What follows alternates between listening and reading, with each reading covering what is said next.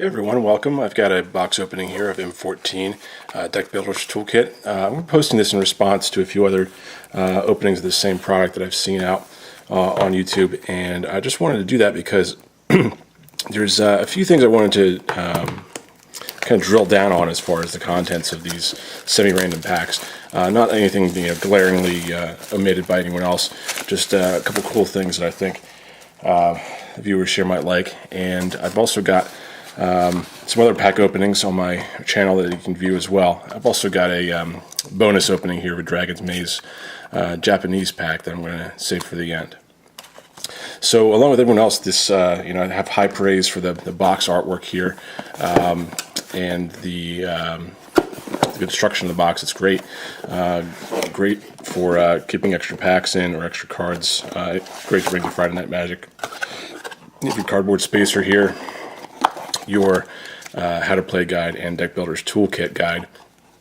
I actually haven't read through this for this year, but I have a feeling what I'm going to get to is probably mentioned in here, just that I haven't taken the time to read through it. The 4 packs we get, actually, like everyone else, I'm expecting to get M14 in here, which is a little bit of a letdown. You think you'd have the Dragon's Maze along with the Gate Crash and RTR, but sure enough, there's your M13 pack they included there. Not sure why they did that. They just had a lot of leftover at the 13 packs. Not a big deal to me. I've actually still got an unopened box of Dragon's Maze I need to get to on the channel here. So yeah, I'll get right into the crux here. The Transguild Promenade here. This pack is actually a set of guilds, small guild packs that have pre-constructed color combinations. And the one thing I wanted to point out was that with these, you can go right into pretty much a deck build. So you're going to take, you're not going to use, this is pretty much used as a spacer. I think they give you 4 of them. But you can go right ahead and pull in your other white cards here and build up a Selesnya deck. So you can take your, Vidugazi Guild Mage and call the Conclave in the slime molding here. And there are some Dragon's Maze cards in the toolkit, by the way, which is interesting because they don't have the booster pack. But the main point here is that you have your green and white, which you can go right ahead and you get 1, 2, 3, 4, 5, 6, 7, 8, 10 cards right there. So you can build a quick 40 card deck probably around this with your 15 or 16 mana and then another 10 cards or so, and you've already got a pretty substantial build you can work out. So that's why these are in their guilds here. For our Boros colors here, our uncommons are Sunhome Guild Mage and True Fire Paladin, Righteous Charge, and Fire Fist Striker. I think you get 4. And then your M14 cards here. Yushan of Fistblade's a great card. Sky Knight Legionnaire as well. So there's your Boros. And then we can go into the Dimir. And these guilds seem to be, from what I can tell, random what you get. That's being the semi-random part of the Deckbuilder's Toolkit. So I'm going to go through the uncommons there, and then what's our last one here? Black and what? Straight black. This Diabolic Tutor is actually included. I think it's in an M11 or M12, one of those free packs you get, and it's not a bad card. So if you ever have a chance to pick up one of those, starter, like very basic starter decks they have used to promote the core set, that's the black one's the one to pick. So basic land should be 100 total. You're probably going to have about 80 in this first block here. And then the back of one of these 2 additional packs will be, I think it's the back of this one actually, will have the other 20 or so land in there. Nice touch, they actually go Wooburg on these. So your You can go open up your white and then see your blue cards right behind it for all those that are suffering from OCD. So a couple pacifisms. These seem to be pretty consistent with how they are dispersed in the toolkits. Sarah Angel's a great card to have in here, and then right into blue. Sorry about the glare there. Black. I wonder if there's a Singer Vampire in here too.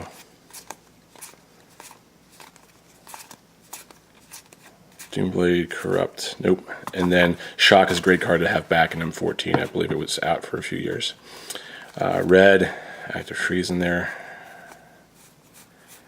And then the continuation of your red, and into your green, and then the balance of the land back there. And it's more than 20. Yeah, maybe it's 60-40. Yeah, that looks like 60-40 to me. Yeah. So just going through the rest of the reds here so you can take a look. Gutter Snipe and Flames of the Firebrand are the two uncommons there. Predatory Sliver, I actually like that card. It said it's one of my top slivers, but they're pretty much all good if you're going to be playing a sliver deck. And our green uncommons are, let's see here, Briarpack Alpha and Howl of the Night Pack. And you get your Silver Construct artifact there, your one artifact.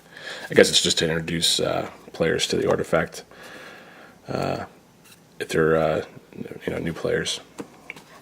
So let's jump into these booster packs here, and then I'll save the Dragon's Maze for the end. We'll just open these in the order they came out.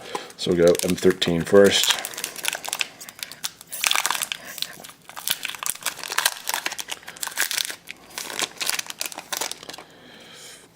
And right through to the uncommons and rare. Arbor Elf I like a lot. No green deck should be without one, or one play set. Chronomations are first uncommon. +1/+1 counter on him when you tap him. So for a 1-cost artifact, it's great to splash it. Well, you're not splashing an artifact, you're putting it in any deck. So I actually like that card. Ring of Calonia. Artifact equipment, 2-drop. At the beginning of your upkeep, put a +1/+1 counter on equipped creature if it's green. So obviously only if you're playing green there.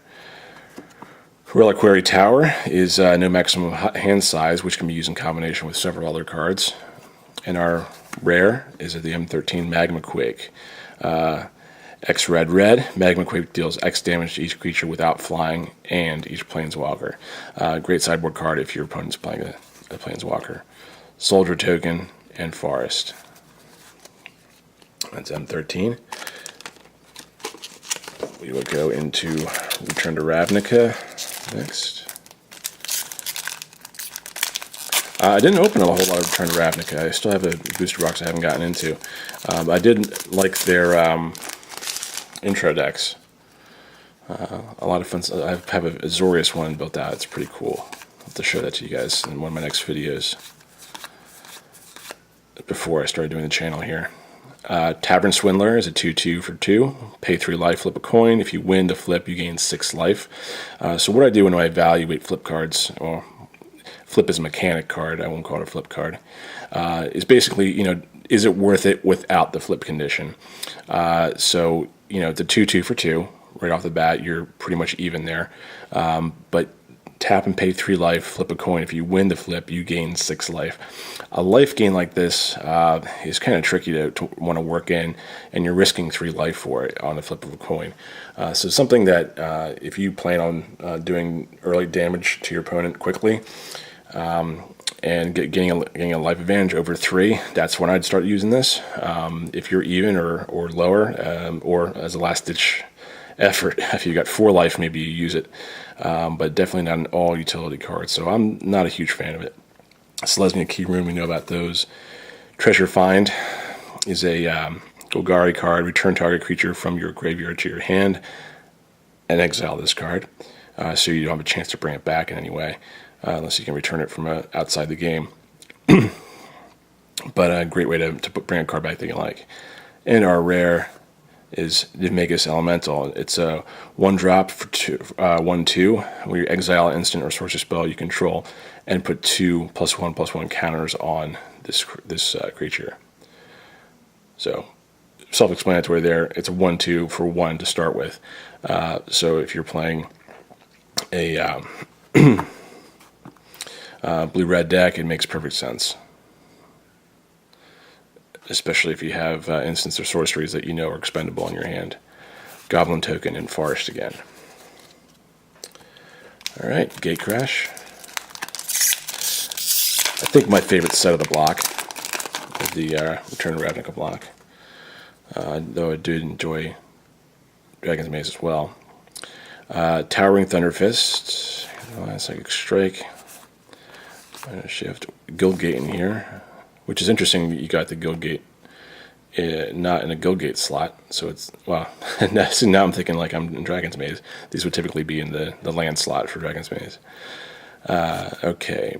Bomber Core, Recovery, Last Thoughts, another Guildgate. Gruul Key Rune. And I have some opinions on these.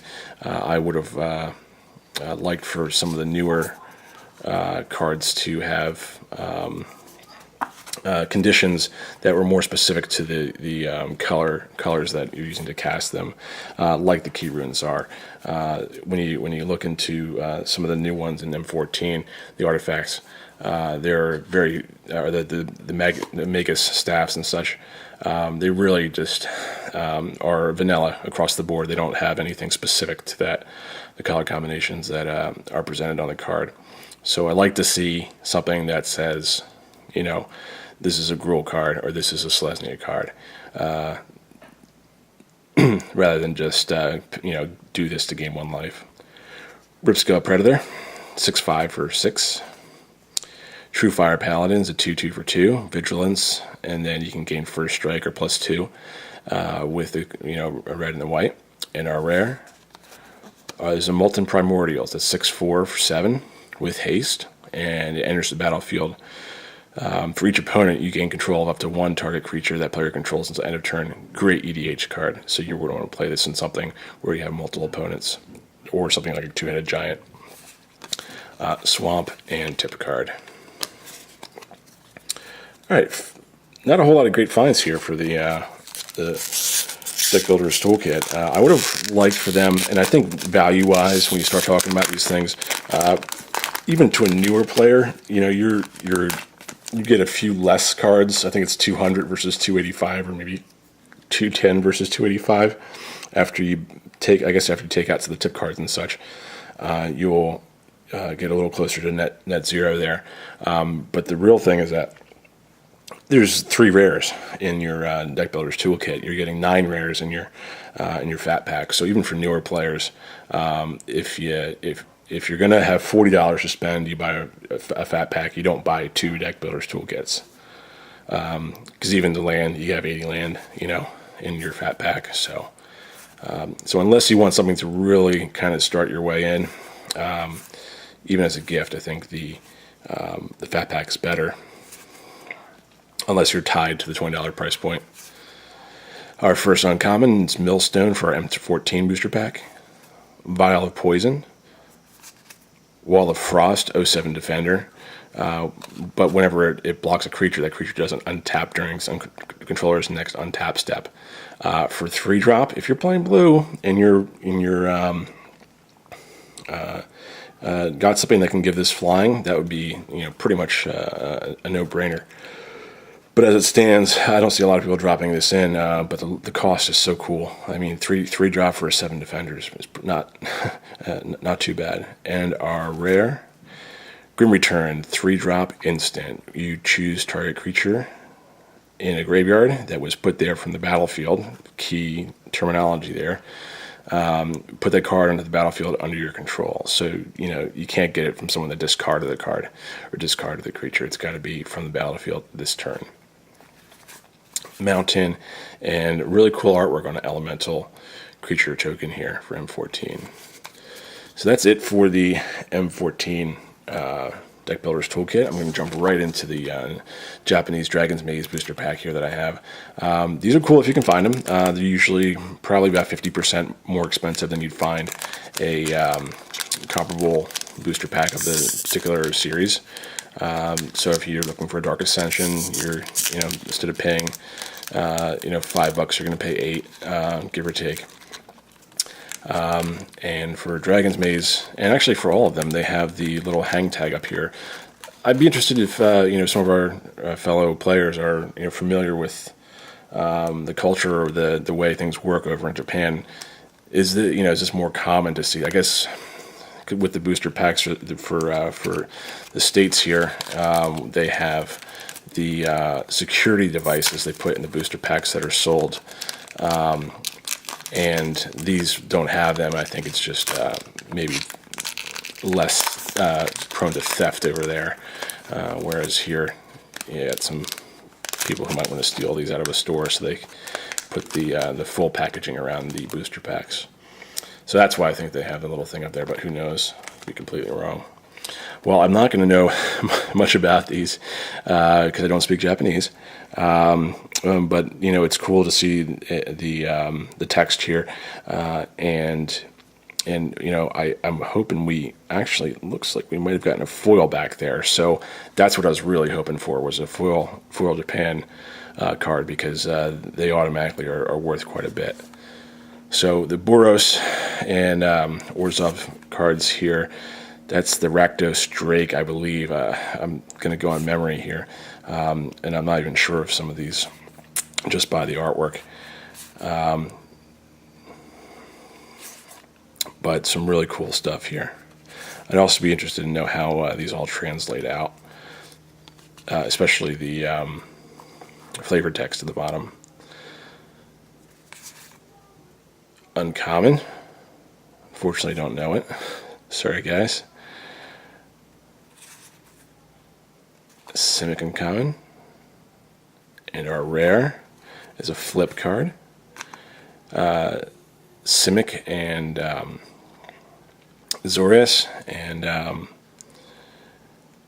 was it something I couldn't tell you. I can't remember. But we got lucky here, I think, because the tip card's also in Japanese. Mixed. I guess they have some English speakers over there as well. But we do have something here. There's our land slot with the not the key rune, but the guild gate, and the rare. Excuse me, the foil is a common foil, but still pretty cool to see. And anything looks better in foil, especially Japanese cards. So, hey, thanks a lot for watching. I guys appreciate it. I'll be posting more updates here. I've got several more things to go through. I've got a booster box of M14, which I'll be opening. I'll probably open it in 2 halves. The first half, I'll just do a regular pack opening. And then the second half, I think I was going to divide it out into sealed decks and do a few slap together a few sealed deck decks and see how that works out. So, thanks again for watching. Appreciate it. Please hit like, comment, if you have anything to say, and appreciate anything, and I can always reply back to you, and I enjoy discussion. So thanks a lot. Take care.